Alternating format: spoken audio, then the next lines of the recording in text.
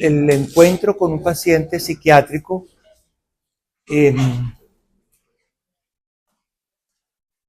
lo más probable es que como tal uno no se encuentre con un paciente psiquiátrico para una consulta ambulatoria, pues a no ser que uno haga el trabajo de recibirlo y hacer una remisión, ¿no es cierto?, a la especialista.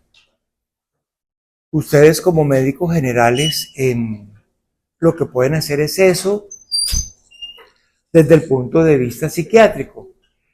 Esto no quiere decir que no pueda suceder que ustedes reciban un paciente y hagan como un encuentro bien chévere con la persona. Porque es que uno piensa que los pacientes psiquiátricos o que les llegan a uno son los loquillos o los pacientes psicóticos que están desorganizados, que están deambulando por las calles, que están sucios, malolientes, despeinados. Y eso puede que se lo lleven, ¿no es cierto? Pero digamos que la mayoría de las veces no sucede así. Digamos que en el consultorio nunca llegan los pacientes así, nunca. Porque, ¿qué sucede en estos casos? Cuando el paciente está así, se lo llevan a las clínicas para que lo reciban. ¿Quiénes? Ustedes. Entonces se lo llevan a ustedes y ustedes quedan viendo un chispero. ¿No es cierto? Este tipo de pacientes, que por eso la vez pasada veíamos la psicosis, son pacientes normalmente que tienen una psicosis. ¿Ustedes se acuerdan qué es lo que caracteriza una psicosis? Y la conducta desorganizada. Entonces, un pacientico que venga presentando cualquiera de estas manifestaciones, signos o síntomas, entonces ya uno enmarca en lo grande una psicosis. ¿Cómo se tratan la psicosis? ¿Qué grupo de medicamentos? Los antipsicóticos. ¿Con qué se tratan los antidepresivos? De la depresión. ¿Con qué se trata la ansiedad? ¿Con qué se tratan la enfermedad bipolar?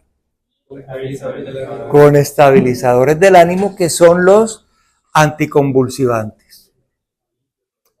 Litio, valcote, carbamazepina, principalmente estos tres. Porque el neurontin, el gabapentin, estos no lo utilizamos mucho. Principalmente el litio y después el valcote, el divalproato de sodio en forma de sal o en forma de ácido valproico. Entonces, ahí tenemos al frente a alguien, ¿sí? Como quiera que esté el paciente, ahí está alguien. Alguien que tiene una historia, que tiene unos recuerdos, que tiene unos valores, que tiene una forma de ser, de pensar, de sentir, de actuar específicos.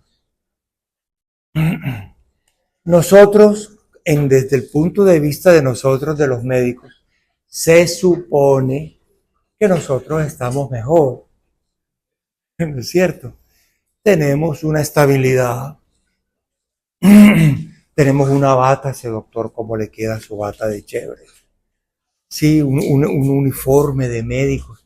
Y parece mentira, pero eso le da a uno una dignidad. Entonces, así que ojo lo que hacen cuando tengan puestos esos uniformes. Oyeron, las travesuras no se hacen con el uniforme puesto. Entonces llega el pacientico, como quiera que llegue, y está uno ahí. Hay un encuentro entre dos personas. Sí, nosotros estamos en una situación de poder. Nosotros somos el médico. Hay una situación asimétrica. No es de igual a igual, no porque seamos mejores. No, nadie es mejor que nadie. Pero hay una asimetría, como cuando uno se lleva muy bien con su papá o con su mamá. Y uno a veces escucha a los padres que dicen, yo quiero ser el mejor amigo de él, doctor, y no se deja. ¿Sí? Entonces la recomendación, ¿cuál es? Usted sea el mejor papá. Sea el mejor papá, que ya mejores amigos él ya los tiene. No tiene que ser usted. ¿Por qué? Porque no hay claridad en la relación. Entonces, uno sabiendo que hay una asimetría, uno tiene como el poder. ¿El poder de qué? De ayudar. Tenemos que ayudar. Entonces llega el pacientico. ¿Usted por qué viene? A veces no se le puede preguntar a él. Se le pregunta al familiar. Porque el paciente no quiere hablar, está grosero, o entra por la puerta y ya está hablando. No coge ni aire para seguir hablando, ¿sí? Y no coge aire para uno tener el huequito y hacer la pregunta. Sí, eso es indicativo. Es un paciente que está taquipsíquico, taquilálico, ¿no es cierto? Que su pensamiento va a toda, uno trata de escuchar a ver si entiende lo que dice. Sí, si se entiende entonces es un pensamiento coherente, si se entiende. Si no se entiende es un pensamiento incoherente. Si el pensamiento es incoherente a una cosa, de otra cosa, de otra cosa, ya es ilógico. Sí, y ya con eso tenemos la primera pista, bueno, la segunda o tercera pista de que estamos frente a una psicosis, el paciente llega sucio, despeinado, en fin, como ustedes han visto, llegan con cicatrices de haber estado amarrado. Entonces, por acá hay sillas. Entonces, los familiares muy asustados. Sí, ¿qué tenemos que hacer nosotros? Acercarnos, ser muy amables, recibirlos, porque quien está aquí es alguien. Quien está aquí es alguien, tiene nombre, tiene apellido, tiene historia. Sí, entonces, a veces uno escucha a los médicos, a veces los de más experiencia. Eso es un convert. ¿Han oído? Eso es un convert. La pobre chiquilla que llega ahí eh, hace una pseudo convulsión. Para la familia es una convulsión. Como el pacientico que está en la UCI pediátrica. ¿Alguien lo conoce? Juan. Juan está terrible. Pobre Juan. Juan, tenemos miedo de que se vaya a morir. Juan, ahora a las 11:30 vamos a tener una junta médica porque Juan hizo una convulsión con su mamá mientras compraban los útiles escolares y por eso lo trajeron. ¿Qué pasó en esa semana?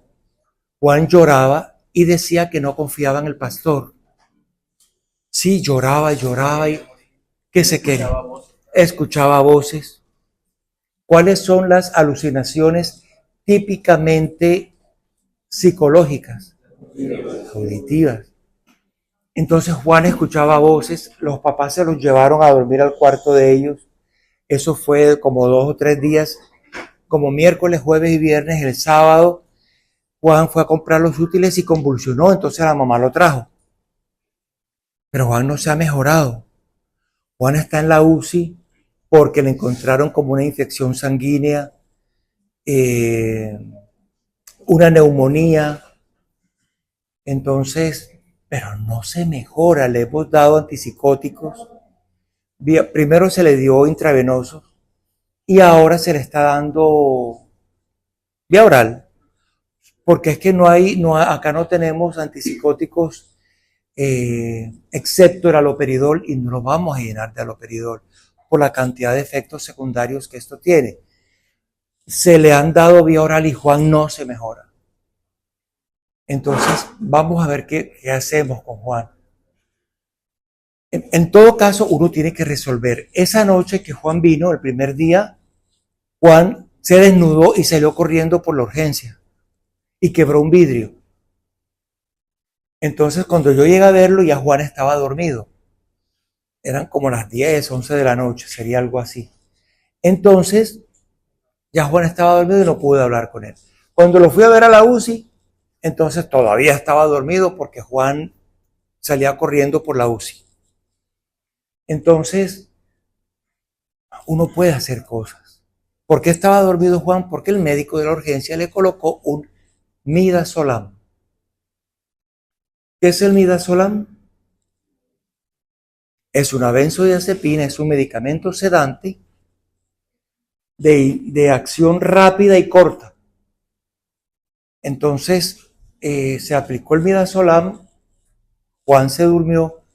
La idea es no iniciar rápidamente el antipsicótico, sino sedar al paciente. Para que si haya alguna cosa que el paciente nos pueda mostrar de su cuadro clínico, lo podamos ver y aclararnos bien nosotros el diagnóstico. Porque si de una vez le damos el antipsicótico, entonces nos perdemos de la semiología, ¿sí? Y de la entrevista. Doctora, dale.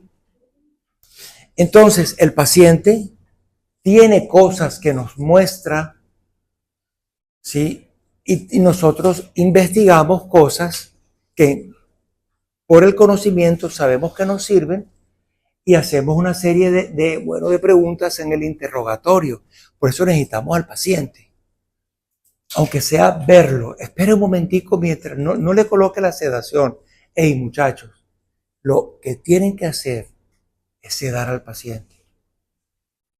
¿Ya? No tienen que hacer más.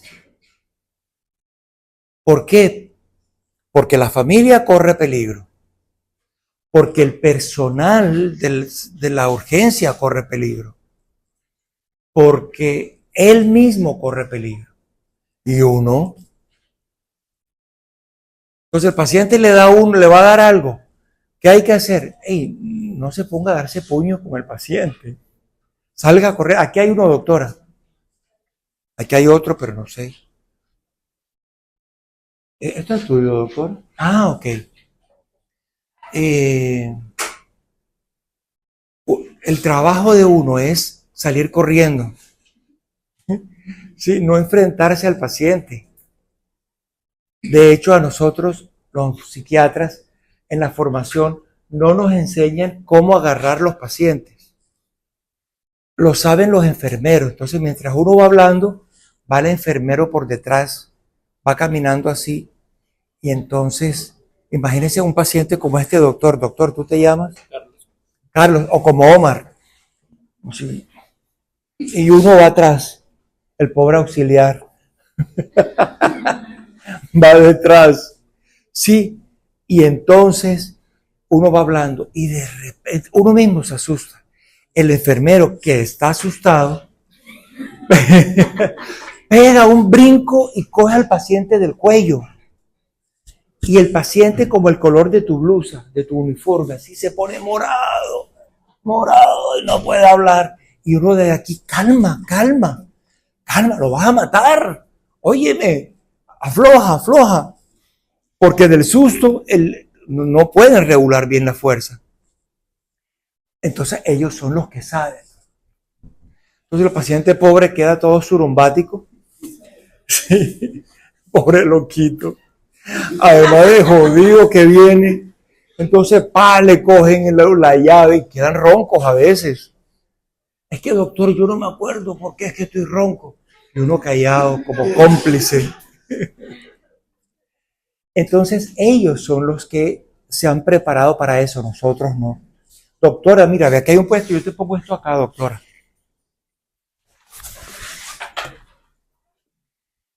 Entonces, uno hace el trabajo médico, ¿sí? Que es organizar su historia clínica. Ya tengo suficientes elementos para justificar en la historia. Tengo que escribirlo. Llegó de tal manera, dijo tales cosas, su lenguaje era soez, su lenguaje era inapropiado, gritaba, tiró bueno, en las unidades psiquiátricas no hay ni cuadros ni nada, porque todo puede ser usado como arma. Entonces no hay nada, ni un florero, ni un cuadro apurado, una cartelera, ¿sí? Con los avisos que para dónde queda el baño, para dónde está la salida. Normalmente los pacientes, los consultorios psiquiátricos tienen un botoncito debajo del escritorio que es el botón de alarma. Entonces uno recibe el paciente, ¿sí? Y si el paciente le va a dar hasta con el bate, entonces uno hunde el botón y eso suena en los servicios y se supone que los demás vienen a rescatarlo a uno. Sí, que a veces no llegan. Yo no entiendo cómo pueden oír ese botón de alarma y no salir corriendo. Claro, correr a salvarlo a uno. A veces del susto uno ni se acuerda del botón. Sí, en los hospitales especializados de psiquiatría está el escritorio, por decir aquí, está el botón, está la entrada y una salida de emergencia para que uno corra. Están diseñadas así. Por eso uno le tiene miedo a los loquillos, porque le pueden pegar a uno. Por eso uno les tiene miedo. Si uno se los gana y uno no les lleva la contraria, acuérdense de Ricky Martin, ¿sí? No le lleva la contraria, ¿sí? Y lo entiende y se le mete en la conversa. Porque los pacientes le transmiten a uno un mensaje sin las palabras. Entonces, estoy mal, estoy bien, estoy triste, estoy contento, soy grandioso, tú no vales un rábano. Sí, eso se llama transferencia. La transferencia es lo que el paciente le pasa a uno. Y la contratransferencia es lo que yo hago. Este tipo me mentó la madre, ahora le voy a poner doble aloperidol. Y varón, sí, no cuadra. Porque usted tiene el poder, usted es el médico, no puede actuar así. ¿Sí? Si el criterio suyo es colocarle un aloperidol, colóquele uno, no se vaya a desquitar. Y eso nos pasa con toda la gente. La transferencia y la contratransferencia nos pasa con todo el mundo. Hay gente que nos cae mal y no sabemos por qué. Sí, algo en la mirada, algo en sus gestos, algo que me remueve y me saca. ¿Sí? ¿Qué es lo que buscamos hacer? Establecer una alianza terapéutica con el paciente. Sí, una alianza terapéutica, entonces uno le dice, ven acá, yo creo que estás malito como de los nervios. Sí, doctor, yo no estoy loco, ¿verdad? No, tú lo que estás es mal de los nervios. Y queda uno bien y él se tranquiliza porque no está loco. Sí, hay que evitar esas palabras. Yo aquí, en términos académicos, yo digo loquillo, pero eso es solamente aquí.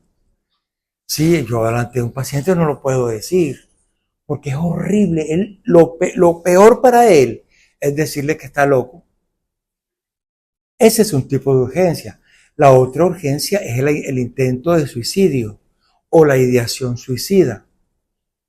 ¿No es cierto? Entonces, normalmente son pacientes que están más conectados a nuestra realidad. Compartimos la misma realidad. Entonces podemos hablar de tú a tú con más facilidad. Con el psicótico uno trata de meterse en su discurso, ¿sí? En lo que está hablando. Si está hablando de Superboy, yo una vez tuve una equivocación mientras estaba haciendo la residencia, porque era un paciente insoportable en cuidado intensivo. Decía que era Superboy. Entonces Superboy en la unidad eran como 20 pacientes. Como él era el defensor de los pobres y desamparados, entonces los pacientes eran los pobres y desamparados y los médicos éramos los malos. Yo era el ex Luthor, es que se llama. Y entonces, claro, desamarraba a los que estaban amarraditos, porque era el defensor. ¿Sí? Entonces, ay, por favor, fulanito, por favor, ya no más, mira que él está mal, mira que no es por malo de uno, está enfermo. Nada, no había poder humano. Entonces, el logo de la clínica donde yo estudié era un búho, el logo era un búho verde. Entonces, las sábanas eran amarillas y verdes, espantosas. Entonces yo le dije, mira, yo tengo una sábana de kriptonita. como tú sigas así, te voy a poner la sábana. Entonces le alimenté el delirio, pero se quedó tranquilo, porque tenía miedo de la sábana de kriptonita. ¿Sí? Entonces uno juega con la ideación delirante del paciente para meterse en la conversa. Entonces, en la alianza terapéutica ya el paciente está como del lado de uno se lo tiene que ganar y va a aceptar mejor el tratamiento que uno le proponga. Vamos a inyectarte, vamos a darte una medicina. ¿Tú prefieres que te inyecte o la quieres tomada? ¿No es cierto? Normalmente la gente quiere tomada para que no lo puyen. Entonces uno lo propone, pero si el paciente está karateca, yo no le voy a proponer una medicina tomada porque a cualquiera nos va a dar. El paciente con ideación suicida no está así. ¿Qué es lo importante con el paciente suicida? Que esté alguien siempre con él y darle su medicación vía oral. Normalmente no hay que inyectarlo. Un sedante que puede ser una benzodiazepina. ¿Sigue, doctora? Entonces, volvemos aquí a lo que les estaba diciendo ahorita. ¿No es cierto? El personal de enfermería que tiene que saber algo. Uno no debe quedarse solo con el paciente. No debe quedarse solo porque, primero, ¿qué tal que le pegue a uno? Segundo, ¿qué tal que uno le pegue? Tercero, están los familiares. Que los familiares vengan. Si el paciente viene, es una persona que está bien vestida, que acata órdenes, que se sienta donde uno le dice, entonces uno se puede quedar con el paciente. Y bueno, ¿por qué lo traen? ¿Por qué vienes? Doctor, vine porque ya no aguanto más, me voy a suicidar. ¿Sí? Entonces es un menor de edad, es una niña, algo te hizo algo. Yo les pregunto a las niñas y a los niños, ¿alguien te tocó? ¿Hubo alguien que te tocara? ¿Hubo alguien que te diera a probar alguna droga? Tu papá te pega, alguien de tu casa, de tus familiares, te ha tocado. Esto es muy frecuente, muy, muy frecuente. Y acuérdense, todo el mundo trata de suicidarse. Todo el mundo. Y todo el mundo se quiere morir. Entonces viene uno y tiene que preguntar eso. Cuando le dicen, me tomé unas pastillas. ¿Cuáles te tomaste? Amitriptilina, por Dios. La amitriptilina es muy tóxica, ya es de venta libre. La amitriptilina produce aumento del segmento QT, además de producir otros efectos secundarios. Es muy buena para suicidarse, es muy buena.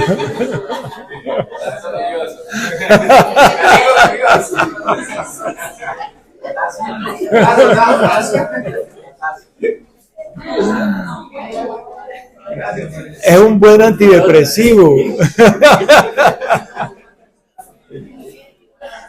Es un buen antidepresivo. Solo que es de los antidepresivos clásicos de los años 50. Entonces tiene efectos secundarios como visión borrosa, estreñimiento, aumento de la presión intraocular, aumento de la duración del segmento QT. Entonces uno no la manda, la mandan básicamente los neurólogos porque es relajante muscular y lo mandan como coadyuvante en la migraña. Pero nosotros en psiquiatría, porque como hay tantos antidepresivos nuevos, ¿para qué vamos a usar ese? Siguiente. Otra por que a veces me da por ser astronauta o astrónomo, entonces siempre pongo láminas del espacio. Entonces, ¿cómo ayuda uno a los pacientes? Nunca tocar los pacientes, nunca. ¿Sí? Un buen contacto visual, pero a veces mantener tanto la mirada del paciente que nos está mirando, ¿sí? Y uno dice, va a brincar, ¿sí? Lo mejor es apartar la mirada. Sí, suavemente, hacer que uno va a escribir, pero el radito por acá mirando, Dios mío, ¿Será que me puedo echar más para atrás? Sí, será. Crear un clima tranquilizador, de pronto hablar con la enfermera, señora, venga, siéntese, el familiar, venga. Uy, qué pena, no tenía dos sillas, sino tengo el banquito y una silla. Ricky Martin, dale la silla a tu mamá, por ejemplo. Sí, entonces no estamos hablando de medicina, estamos haciendo lo cotidiano. Y eso baja la energía de tensión. Esperar, calma, calma. Vamos a explicar. Hey, esto es una consulta, aquí no va a pasar nada. ¿Cuál es el miedo de los pacientes? Que los encierren. Ese es el miedo de los pacientes, que los encierren. Vamos a explicar, esto es una consulta, Ricky, mira que vamos a hablar sobre ti porque mira lo que te pasó, hermano. Te tiraste del segundo piso, ¿sí? O acuchillaste el colchón, ¿eso qué pasó ahí? ¿Sí? Eh, Paciencia, firmeza, tranquilidad, qué tranquilidad.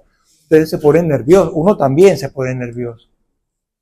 Nunca retar ni contradecir al paciente, porque no puede, esto es como el paciente psicótico, porque no puede corregir, porque el paciente tiene un sufrimiento tal que lo hizo crear una nueva realidad y esto es una realidad que nosotros no compartimos con él.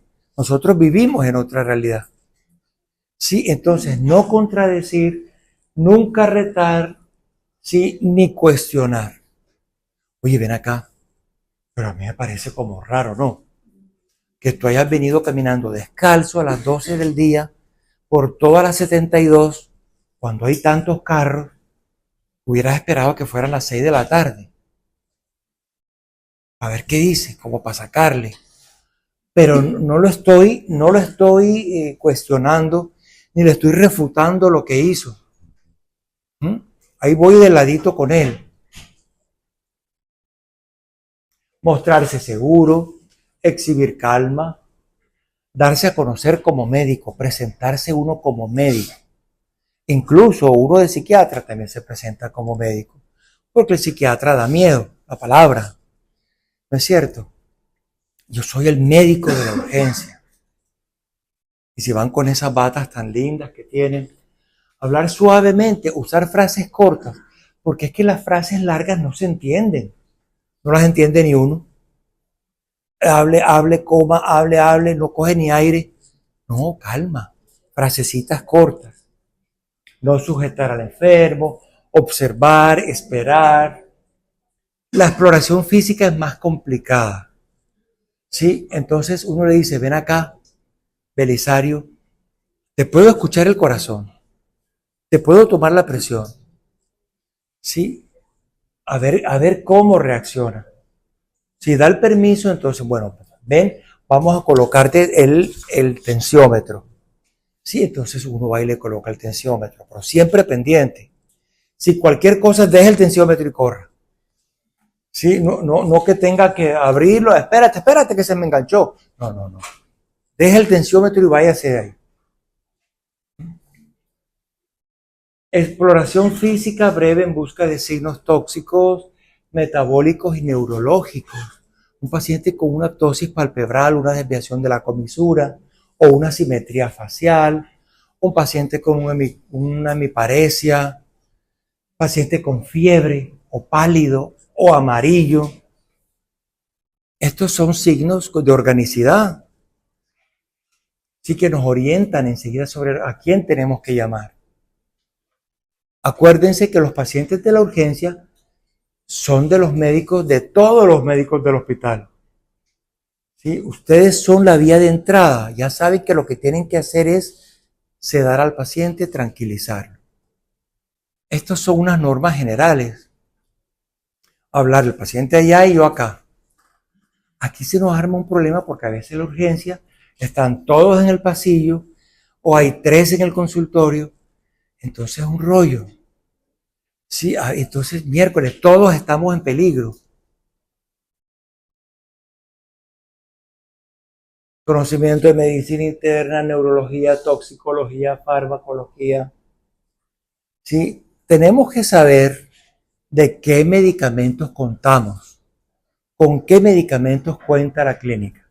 En la clínica hay, dale doctora, ahí estoy yo en la luna. Entonces, tenemos antipsicóticos, tenemos antidepresivos, tenemos los tranquilizantes. ¿Cuáles tenemos en la clínica? De los antipsicóticos, tenemos aloperidol. El aloperidol viene en ampollas y viene en tabletas. Vienen ampollas de 5 miligramos. Entonces, esa puede ser la orden. Aloperidol, ampolla de 5 miligramos. Aplicar intravenoso. Ahora, y repetir cada 6 horas por necesidad. Por ejemplo, cada 8, cada 12. No me voy a dar tanto aloperidol. Entonces le ponemos cada 12 y sumamos. La siguiente, doctora, ahora echamos para atrás. Midazolam. Esa es una buena mezcla. Aloperidol, midazolam. Midazolam tiene 2 presentaciones, pero la que usamos es el midazolam de 5 miligramos, que es el mismo 5 miligramos del aloperidol. Es fácil aprendérselo. Midazolam ampolla de 5 miligramos. Aplicar intramuscular, porque intravenoso puede ser, pero eso produce depresión respiratoria, como todas las benzodiazepinas. Entonces, pueden ser junto con el aloperidol. Si lo vamos a aplicar intramuscular, se prepara en una sola jeringa, para darle una sola puya al enfermito, y no sea una en cada nalga. Si ya nos aceptó una, que vamos a arriesgarnos a ponerle otra. Entonces, pueden aplicarse juntas. Entonces, uno pone así. Orden número 1, aloperidol, ampolla de 5 miligramos. Aplicar intramuscular. Ahora. Segundo, midazolam, ampolla de 5 miligramos. Eso creo que viene por 2 cc. Viene por 2 cc. Aplicar 5 miligramos. Ahora intramuscular. Y después la tercera orden, aplicar los 2 medicamentos juntos. ¿Sí? Y se coloca una sola pullita. Los 2 medicamentos. Ahora, si el paciente está como Juan en la UCI, se le pueden aplicar los medicamentos intravenosos. El midazolam o las benzodiazepinas se aplican diluidas. Los llevan a 10 cc y van aplicando 1 centímetro o 2 centímetros de esa dilución. Pero básicamente esos son los medicamentos que usamos. Carbonato de litio, carbamazepina, ácido valproico, divalproato, neurontin. Estos son anticonvulsivantes que funcionan como estabilizadores. Pero de estos, el ácido valproico viene en ampolla, ¿no es cierto? Pero no hacemos nada aplicando ácido valproico. No nos sirve de nada. Los ansiolíticos, está el midazolam, está el diazepam, que lo utilizamos básicamente para yugular los episodios convulsivos. Ahora, no tenemos midazolam, démosle diazepam. Estos medicamentos están aquí aparte. Aquí me equivoqué yo porque estos son los de más uso. ¿Sí? De estos vienen en vía oral. Este también, pero el diazepam viene en ampollas para la yugulación de las convulsiones. Dale antes, doctora. Eso. Uno, ¿para qué va a dar un antidepresivo en la consulta? Si los antidepresivos demoran en actuar, ¿cuánto tiempo? 2 a 3 semanas. ¿Sí? ¿Alguien sabe cuántas neuronas tenemos en el cerebro? Un montón. 200.000 millones. Y cada vez que uno revisa, dicen que son 300.000. Por ahora vamos en 200.000. Esas neuronas se comunican unas con otras a través de ¿quiénes forman la sinapsis? Las dendritas. ¿No es cierto? Los bracitos se llaman dendritas. ¿Alguien sabe cuántas dendritas tiene cada neurona en promedio? 4. ¿Quién da más? 5.000. Cada neurona de esos 200.000 millones tiene 5.000 dendritas. Eso es de loco. Una dendrita de una neurona con una dendrita de la otra. Acá en la sinapsis actúan los medicamentos. Entonces, las benzodiazepinas liberan neurotransmisores inhibitorios como el GABA principalmente, y el efecto es rápido. Pero el efecto antidepresivo se trata de modular la cantidad de serotonina o de noradrenalina o de dopamina que hay en la sinapsis. Pero donde hay tanta sinapsis, por eso el efecto de todos los antidepresivos demora 2 o 3 semanas en empezar. Por esa razón, porque es muy grande el espacio. Entonces ustedes, por ejemplo, se aprenden fluoxetina y sertralina. ¿Sí? La fluoxetina es el Prozac y la sertralina es el Zoloft. ¿Han oído? ¿No es cierto? Estas son una machera. Todas. Pero, por ejemplo, la duloxetina es un antidepresivo que sube el umbral del dolor. Entonces, se manda para pacientes con síndromes regionales crónicos. Pacientes que vienen a consulta por depresión o por angustia porque se cayeron en el sitio de trabajo y están deprimidos y no pueden del dolor. Entonces uno le manda duloxetina porque sube el umbral del dolor. La venlafaxina es otro medicamento que es un dual, que es una machera. La amitriptilina ya sabemos de ella. La trazodona es una medicina que no interfiere tanto con otros medicamentos, por lo tanto uno en pacientes mayores lo recomienda para los viejitos, porque como toman de todos los viejitos, sí, también da sueñito. De estos dan sueño, la amitriptilina, el sueño eterno, la trazodona da sueñito, ni la fluoxetina ni la sertralina, ellas no dan sueño. Entonces uno la manda, ¿sí? A cualquier hora que usted se la quiera tomar. Es más, la fluoxetina a veces puede quitar el sueño, por eso se manda por las mañanas, la fluoxetina. Pero nosotros no resolvemos nada en la urgencia.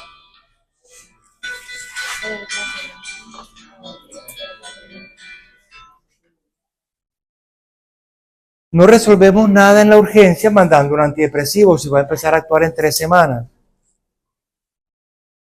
Los antipsicóticos sí. Haloperidol ya sabemos. La olanzapina tiene una presentación en ampollas, pero casi nunca se consigue. No, yo creo que no hicieron un buen mercadeo y eso aquí no pegó. La risperidona y la paliperidona son primitas hermanas, vienen en ampollas, pero de liberación sostenida. Esto es para tratamientos crónicos en el que los pacientes no desean tomarse los medicamentos. Entonces se colocan una ampolla quincenal, una ampolla mensual, una ampolla trimestral, ya vamos para la ampolla de 6 meses. Entonces imagínense ustedes la machera que es un pacientico que no quiera tomarse el medicamento, que uno le coloca una ampolla y dure 6 meses actuando. Eso es una ayuda maravillosa para la familia, pero no nos resuelve nada en la urgencia. Claro, yo se la puse. Le empecé con dosis bajas, ¿sí? Porque estos son medicamentos modernos. El único antiguo es el haloperidol. La risperidona en dosis bajas tiene un efecto chéverísimo tanto para los niños como para los ancianos. Los ancianos que les da por decir que la abuelita le está robando la plata, que pellizcan a la abuelita o viceversa, que dice que se meten hombres en la noche. Uno tiene unas goticas de risperidona maravillosas. Entonces a Juan yo le inicié 2 miligramos al día de risperidona. En los libros hablan, los americanos dicen que se puede dar hasta 12 miligramos al día, los europeos un poquito menos. Pero recibí un paciente hace poco que estaba en España y vino con risperidona 9 miligramos al día y parecía un robot. No podía caminar, no había perdido el movimiento de brazos, no podía, no se podía estar quieto, tenía caticia. La caticia es la incapacidad de quedarse quieto. Pero son medicamentos buenos, en general son buenos, modernos, y en caso de que no funcionen, entonces uno recurre a la clozapina. La clozapina, aquí la tenemos. En la clínica que tenemos, clozapina, risperidona, olanzapina y haloperidol. De estos, yo creo que las tenemos todas. Dale a la siguiente, doctora. De los ansiolíticos, tenemos todos. De estos tenemos todos en la clínica. Porque yo hice el listado. Yo hice el listado de medicamentos que debíamos tener y ya la familia está surtida. Entonces, ¿qué hace uno en la urgencia? Tranquilizar, hacer una buena primera impresión diagnóstica. No tengan miedo en decir esto es un episodio psicótico con una interrogación. Esa noche de Juan, ese fue el diagnóstico de él, porque Juan tenía un síndrome convulsivo porque supuestamente había convulsionado y un episodio psicótico agudo. Por eso se le inició la risperidona a 1 miligramo cada 12 horas y su sedación y el mundo de exámenes. ¿Qué pasó? Cuando yo llegué a ver a Juan no pude hablar con él porque ya estaba dormido, pero se resolvió. Ya había quebrado el vidrio. Con ese vidrio, ustedes se imaginan esa clínica llena, se pudo cortar otro paciente. Él mismo. Tocaba resolverlo de esa manera, había que sedarlo. O sea, no esperen, por favor, que el psiquiatra no responde. Yo lo resuelvo. Usted es el dueño de la urgencia.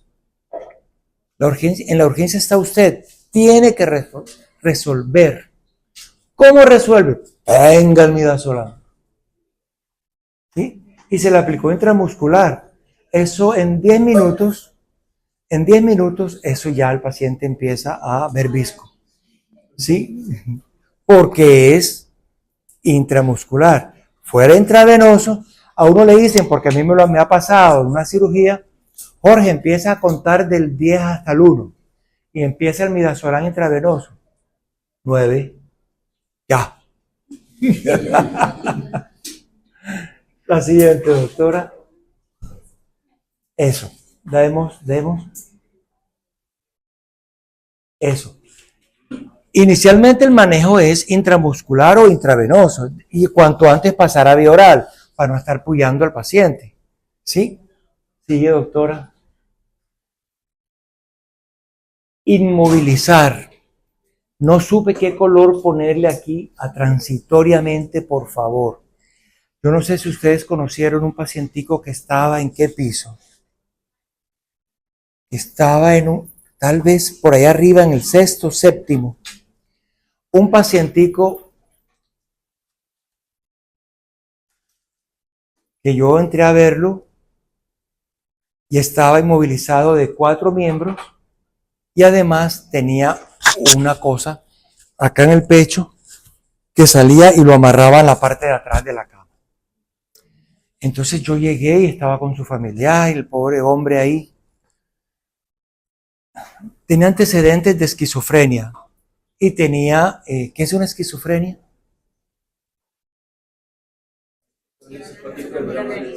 Bien, una psicosis que dura más de 6 meses. Este paciente tenía 30 años de ser esquizofrénico. Entonces, le digo yo, ven acá, te amarraron.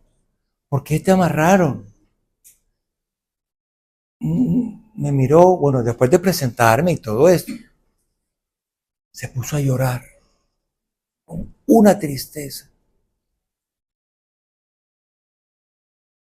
Y me dice, a mí me violaron. Ay, ese era el momento para hablar de la violación. Estaba el familiar ahí, era una persona mayor, yo creo que eran 40 y tantos. Yo le dije, ¿te acuerdas de eso todavía? Entonces, a mí me violaron, yo pienso que es una violación de tipo sexual, pero ¿será que él estaba hablando de eso? ¿O le violaron sus derechos? ¿No es cierto? ¿O él pensó que alguien lo había violado aquí? El caso es que yo estuve charlando con él y yo le dije, mira, vamos a ir soltándote, no, no vas a quedarte así, vamos a ayudarte, te vas a mejorar, te vas a ir de aquí. Fui y le pregunté a la jefe, jefecita, ese paciente, ¿por qué está inmovilizado? ¿Cuál?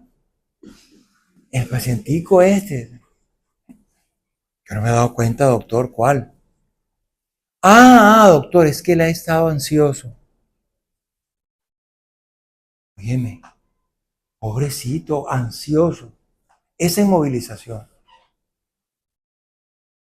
Entonces le dije, por favor, desde ya, quítele la inmovilización de las piernas y vamos a ir soltándolo. Transitoriamente. ¿Transitoriamente qué? Mientras actúa el midazolam. Cuando el midazolam actúe, se desinmoviliza el paciente. Camisas de fuerza no se usan. Ni yo las conocí. Uno tiene los inmovilizadores que utilizamos en medicina, pero son inmovilizadores aplicados decentemente. Hay pacientes que vienen con cicatrices de los inmovilizadores, porque eso es de una tela que es como de lino o de lienzo, una cosa espantosa. Oye. Bueno, y tratar de despejar el servicio. Corran, váyanse para acá, usted para allá. Se va para medicina interna en la medida de lo posible, apenas haya cama. ¿No es cierto? Pero ya va el paciente tranquilo, va sedado. Ey, le coloqué un midazolam, no le funcionó, repetir a la media hora. Normalmente con dos dosis ya el paciente tiene, normalmente. Bueno, tratamiento de depósito, el que les decía ahora, que dura meses, pero esto es después.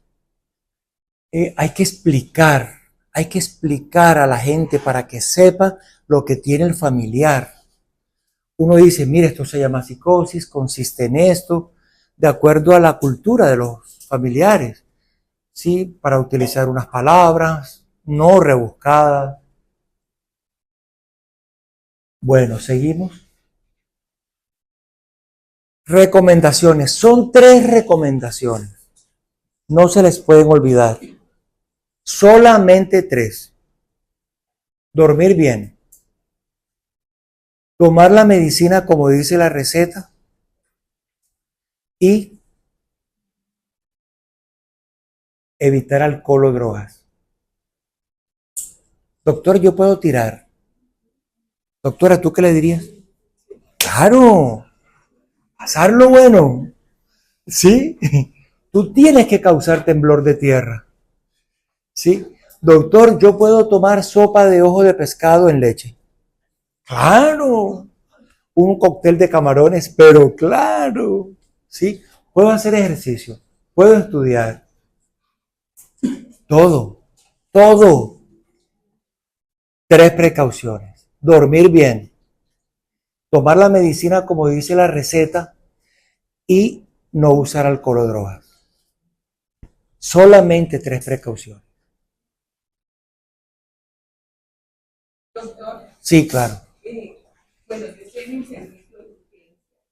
A menudo, o sea, ya en 2 ocasiones han llegado pacientes que toman ansiolítico y otros que toman antidepresivos.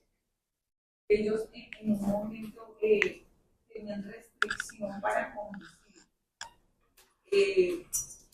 Usted, de acuerdo a su experiencia, ¿esto es de por vida o llega en un momento en que se llega a un umbral y que la persona puede llegar a conducir? Chévere, doctora. Mira, la idea es meter a la gente a la vida, no sacarla de la vida. Uno en psiquiatría, de pronto en toda medicina es así, el eslogan es ordenar la dosis mínima efectiva. O sea, la dosis mínima que le sirva al paciente. Entonces, tú estás tomándote un alprazolam, que es el Xanax, 2 tabletas con el Xanax, uno lo pasa buenísimo. Pero queda uno como enlentecido. ¿Sí? Entonces, manejar es un riesgo. ¿Qué hace uno? Si el paciente lo necesita, usar la dosis mínima efectiva, pero mientras lo esté usando, uno recomienda no conducir. Doctor, ya yo quiero manejar. Bueno, vamos a bajarte la dosis. ¿Se puede? Se baja hasta lo mínimo o se suspende.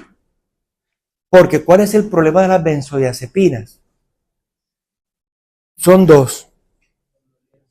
Somnolencia.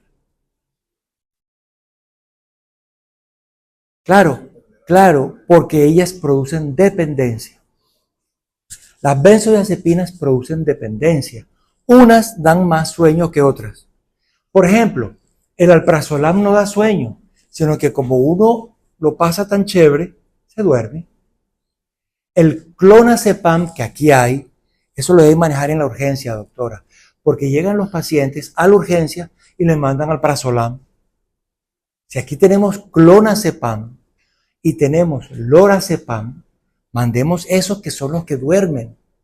El clonazepam viene en tabletas de 0,5 y de 2 miligramos. Clonazepam viene en tabletas de 0,5 y 2 miligramos. Y el lorazepam viene en tabletas de 1 y de 2 miligramos. Entonces, uno coloca, si es un paciente jovencito, es una niña de 13 años, pero ya se cortó y dice que se va a suicidar, entonces vamos a darle un poquito de clonazepam, por ejemplo, le ponemos de 0,5, 2 veces al día. ¿Sí? 2 veces al día para sedarla, para que no vaya a hacer nada contra ella. Y después se lo quitamos. Si es un paciente que tiene que manejar, entonces hay que advertirle. ¿Por qué? Porque hay estos medicamentos que bajan el estado de alerta. Y si es un antidepresivo que produce sueño, que se debe tomar en la noche, pero se lo tomó en el día, entonces hay que ajustarle la hora, bajar la dosis. Si es un paciente que toma clozapina, la clozapina es un totazo. Hay gente yo tengo una amiga que le estaba cortando la clozapina a la mamá de 25, le cortó la pastillita y le quedó un polvito, hizo así. Y se le durmió la lengua y la mitad de la cara y la mitad del cuerpo. Es fuerte, es fuerte. Entonces uno baja la dosis al mínimo. Entonces decíamos, las benzodiazepinas tienen 2 efectos secundarios. Uno, la dependencia. Y segundo, la amnesia. Estas benzodiazepinas son las que le dan a los pelados, ustedes que son los pelados, se las dan revueltas en el alcohol, porque el alcohol las potencia. Entonces se potencia la amnesia. ¿Te contesté, doctora?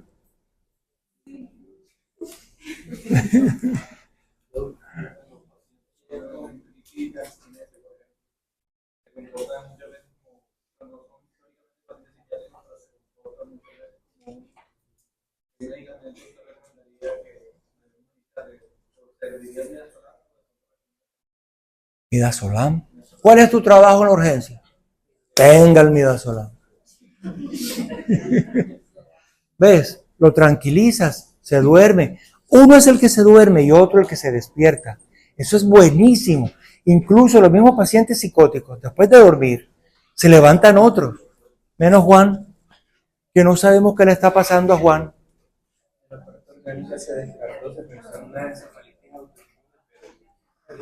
La función lumbar salió normal. El cuerpo le metí en cuartato negativo y en un momento se pensó, ¿será que sí es porque estaba con una crisis autonómica, pero esto se ha prolongado mucho? O sea, y se ha quedado estático a Dios de ahí el no ha pasado. Doctor, ¿usted considera que eso sea algo ya más?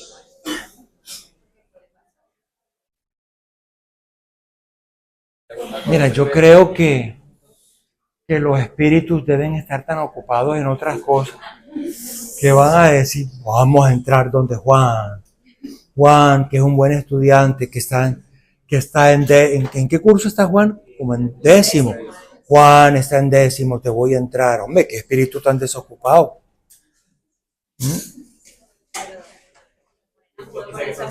A Juan le hacían bullying. Pero la mente sí. Si la mente lo cree y él piensa que tiene un espíritu y jugó a la Ouija, Dice que tiene uno, que tiene cinco. porque es que además jugaba un juego por internet. ¿Cómo es que se llama? Limbo. Imagínense una cosa de esa, qué miedo. Dale, doctora, para ver. Dale. Bien. Gracias.